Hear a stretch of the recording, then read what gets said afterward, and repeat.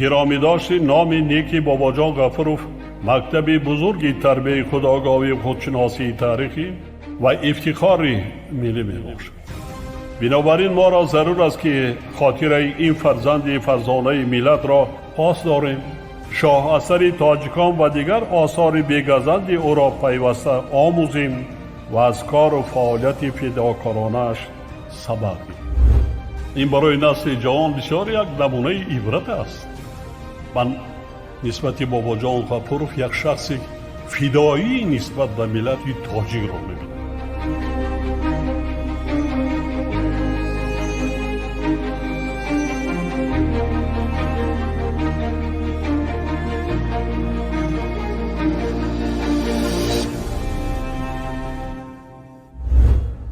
درود شنونده های گرامی، با توجه شما گفتار ادبی از سلسله خوانش بدیعی از روی کتاب تاجیکان اکادمیک باباجان غفورov، نشر مختصری علمی عاموی، راوی هنرپیشه خلقی تاجیکستان قربان صابر.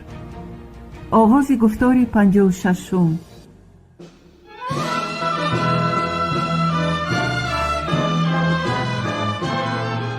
باباجان غفورov، تاجیکان. تاریخ قدیمترین، قدیم، عصر میانه و دوره نو. شرح و توضیح مختصری علمی و عاموی.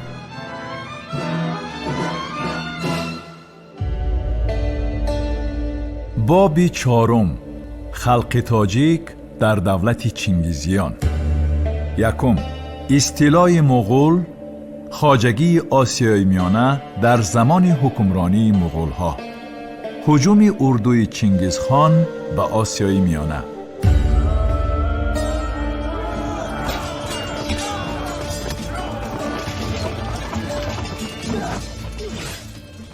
در فصل 4 این باب اکادمیک باباجان غفورov درباره وضع سیاسی آسیای میانه در عرفه استیلای مغول، هجوم مغول‌ها به آسیای میانه، مبارزه اهالی بر ضد استیلاگران مغول، فتح شهرهای آسیای میانه از جانب مغول‌ها، حیات خواجگی پس از استیلای مغول، سیاست داخلی حاکمان مغول، قسماً برقرار شدن حیات شهر و وضع اجتماعی و اقتصادی و فرهنگی خلق‌های آسیای میانه در این دور معلومات می‌دهد.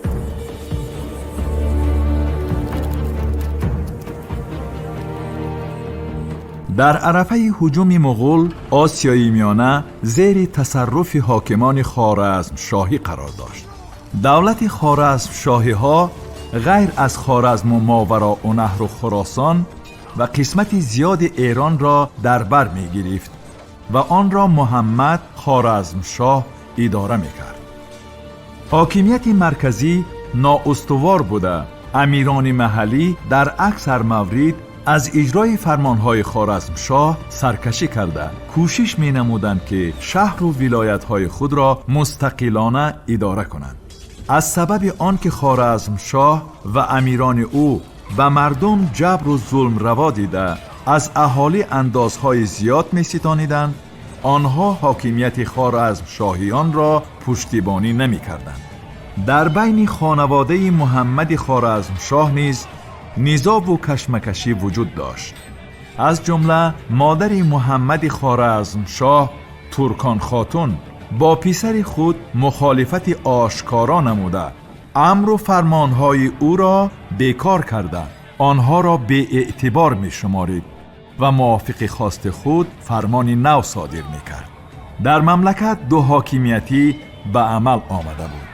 محمد خوارزم شاه حدود مملکت را بین فرزندانش به 4 ملک‌های علاهیده تقسیم نمود که در وضعیت سیاسی به عمل آمده خطای نابخشیدنی بود و روند زوال دولت را تیزانید.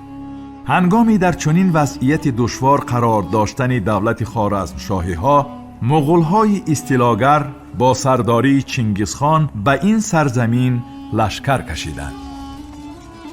مشغولیت اساسی مغول‌های بادیه‌نشین اساساً چارواداری بود. آنها به شکار نیز ذوق زیاد داشتند مغول‌ها بعدتر موقع خود را آهسته آهسته مستحکم نموده قبیله‌های همسایه را زیر اطاعت خود درآوردند. آنها لشکری با انتظام و چست و چالاک تشکیل نمودند که دسته‌بندی سپاهیان از روی نظامی دهه‌ای انجام یافته بود. خردترین واحد سپاه را 10 نفر نظامیان و دسته نسبتاً به 10 نفر بالاتر را نظامیان 100 نفره تشکیل می کردند. دسته نظامیان 1000 نفره و 10,000 نفره نیز داشتند. در سپاه چنگیزخان از ترس حکم قتل برای گناه ناچیز انتظام آهنین وجود داشت. چنگیزخان پس از متحد گردانیدن قبیله های ترک و مغول و غالبیت بر دشمن خود با مقصد وسیع گردانیدن حدود دولت کوچی خود بر ضد ولایت و کشورهای همجوار مغولستان یک قطار عملیات غارتگرانه را انجام داد. مغول‌ها اویغورستان و حدودهای خطای شمالی را با شهر پکین ضبط نمودند. سال 1218 1219 لشکر مغول با سروری جیوه بدون مقاومت شدید 7 رود و ترکستان شرقی را به خود تابع نموده به حدود دولت خوارزمشاهیان نزدیک شد. پس از لشکرکشی‌ها به کشورهای مختلف و اشغال آنها، مغولان برای اداره این منطقه ها از نمایندگان اهالی محلی مخصوصاً مسلمان‌ها استفاده می‌نمودند. زیرا مغول‌ها که کوچمنچی بودند، درجه ترقیات فرهنگ آنها در زینه پست قرار داشت. برای اداره کشورهای تابع خود تجربه نداشتند. تا هجوم به حدود دولت خوارزمشاهی‌ها بین مغول‌ها و خوارزمشاهی‌ها رابطه تجارتی و رفت و آمد سفیران وجود داشت. تاجران زیادی ثروتمند که تجارت بین آسیای میانه و مغولستان را در دست خود نگاه می داشتند و با همراهی اویغورها در ساختار اداری داخلی مغولستان از مشاوران اساسی چنگیزخان به شمار می رفتند. به واسطه آنها چنگیزخان از وضع داخلی دولت خوارزمشاهی‌ها دائما معلومات به دست می آورد. چنگیزخان برای تحکیم رابطه کشورها سال 1218 به خوارزم کاروان کلان تجارتی فرستاد. کاروان از 500 شتر پر از طلا، نقره، ابریشم خطایی، متاعهای مختلف و اموال دیگر قیمت بها عبارت بود. با این کاروان 450 تاجر مسلمان و قریب 100 نفر مغولان از زمره نزدیکان چنگیزخان شامل بودند. گماشتگان خوارزمشاه همه این آدمان را به قتل رسانیده تمام مالهای آنها را از خود کردند. چنگیزخان پس از واقعه اترار از محمد خوارزمشاه طلب نمود که گناهکار این واقعه حاکم اترار را به او سپاریده تاوان اموال کاروان تاراج شده را برگرداند. اما با امر محمد خوارزمشاه سفیر چنگیزخان به قتل رسانیده شد. این عملی محمد خوارزمشاه هجوم چنگیزخان را به آسیای میانه تیزانید. چنگیزخان برای به آسیای میانه لشکر کشیدن آمادگی جدی دیده تا آغاز عملیات به واسطه تاجران آسیای میانه درباره نیروهای حربی این منطقه معلومات ضروری به دست آورد. از این خاطر هجوم چنگیزخان به آسیای میانه حرکت بی‌نظام و خودسرانه کوچمنچیان مغول نبوده، هجومی بود که بر اساس نقشه‌های معین صورت گرفت. دولت خوارزمشاهیان هنگام هجوم مغول به مدافع آماده نبود. محمد خوارزمشاه برای دفاع هر یک شهر دسته حربی جداگانه معین نموده، با این رفتار بی ملاحظه خود لشکر سرشمار خود را به قسمها جدا نموده متمرکزی لشکر را از بین برد. این به اصطلاحگران مغول امکانیت فراهم آورد که دسته های لشکر خوارزمشاهیان را در علاهیدگی با آسانی مغلوب ساخته شهر و ولایت‌های آن را اشغال نماید. در این ایام محمد خوارزمشاه در ظرف 1 سال از اهالی 3 مراتب انداز جمع نمود که باعث اعتراض و ناراضگی آنها گردید. چنگیزخان ماه سپتامبر سال 1219 همراه 4 پسر خود اقتای، چغتای، جوجی و طلوی و سرلشکران دیگر با سپاه سرشمار مغول به اترار آمده سپاهیان خود را به 3 گروه تقسیم کرد. به اقتای و چغتای دستور داد که اترار را محاصره نمایند. گروه دیگر را با سرداری جوجی برای اشغال شهرهای ساحل سیر به شهر جند روانه کرد. خود او با همراهی طلوی با نیروهای اساسی به طرف بخارا حرکت نمود. مغول‌ها اترار را به محاصره گرفتند، ولی ساکنان شهر به مقابل مغول‌ها مقاومت سخت نشان دادند.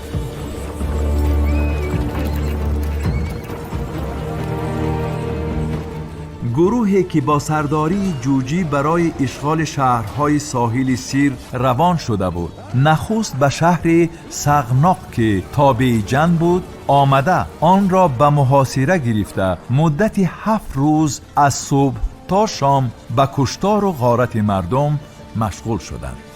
روز 8م به آنها میسر گردید که شهر را اشغال نموده همه را به قتل رساندند. پس از این مغول‌ها شهرهای اوزگند، بارچین لخکن و اشناس را غارت و ضبط کرده به سوی شهر جند رهسپار شدند. اهالی جند به مغول‌ها مقاومت سخت نشان داد. عاقبت مغول‌ها جند را ضبط نموده اهالی آن را به صحرا برآورده در مدت 9 شبانه روز شهر را غارت کردند. پس آنها به سوی بیناکت حرکت کرده لشکریان بیناکت را شکست داده اهالی را غارت نمودند. در ابتدای سال 1220 چنگیزخان با لشکر اساسی خود به جانب بخارا که یکی از شهرهای قدیم تاجیک نشین بود رهسپار شد. اهالی بخارا بر ضد مغول‌ها مقابلیت سخت نشان دادند. محاصره شهر در نزد دیوار قلعه 3 شبانه روز به ایست دوام کرد. مغولان استیلاگر پس از اشغال بخارا شهریان زیادی بیگناه را قتل کرده قسمی را به اسیری گرفتند.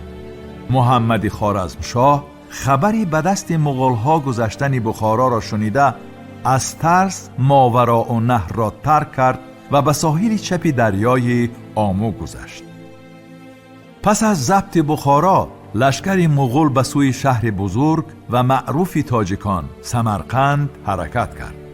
محمد خوارزمشاه به شهر سمرقند توجه مخصوص داده استحکامات آن را از نو تعمیر کرده برای مدافع آن 110,000 لشکر را سفربر نمود. چنگیزخان به نزدیکی سمرقند رسیده شهر را به محاصره گرفت.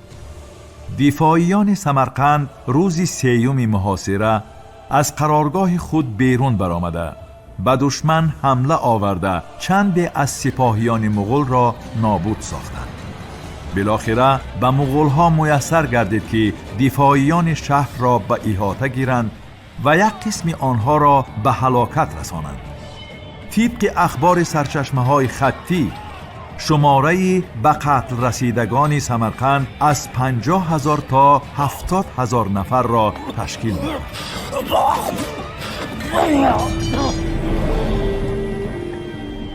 این وضعیت به سپاهیان و مردمان باقی مانده تأثیری ناگوار گذاشت.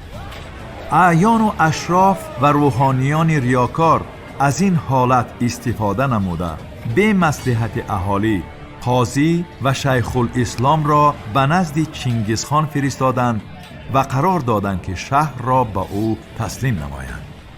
صبح روز دیگر آنها خائنانه دروازه شهر را گشادند و لشکر مغول وارد شهر گشته به قتل عام و غارت دست زد. آنها در مدت 2 روز شهر را به خاک یکسان نموده بجز از خیانتکاران و کسانی به پناه مغول‌ها آمده به هیچ کس رحم نکردند و مردم را عذاب و شکنجه زیاد دادند. مغولان قلعه سمرقند را به دست آوردند و مبارزان سمرقند در مسجد جامع پناه برده دشمن را نزدیک شدن نمی ماندند. مغول‌ها مسجد را آتش زدند، ولی دفاعیان سوخته مردن را از تسلیم شدن اولاتر دانستند. در این نبرد زیاده از نصف اهالی سمرقند تلف گردید. برای پسران، همسران و امیران چنگیزخان 30,000 کاسبان و هنرمندان را جدا کرده باز همین قدر مردمان را برای پیش دفاع لشکر مغول که آن را حشری می گفتند سفربر نمودند.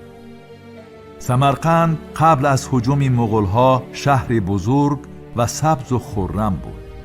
طبق اخبار راهب ختایی چندچون که پس از تخریب سمرقند از آنجا گذر نموده بود، در شهر 25,000 خانواده باقی مانده بوده است که آن 4/1 اهالی پیشتره را تشکیل می‌کرد. پس از اشغال سمرقند از جانب مغول‌ها، محمد خوارزمشاه به تبریستان فرار نموده در یکی از جزیره‌های جنوبی بحر خزر پنهان شد و برای مبارزه بر ضد مغول‌ها چاره ناندیشید.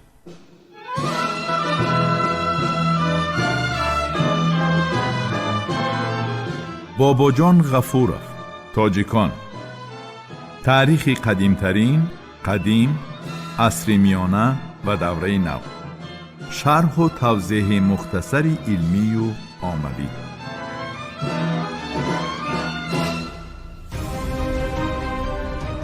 شنونده های گرامی، شما گفتار ادبی را از سلسله خوانش بدیعی از روی کتاب تاجیکان اکادمیک باباجان غفورов نشر مختصری علمی عاموی را در قرائت هنرپیشه خلقی تاجیکستان قربان صابر شنیدید.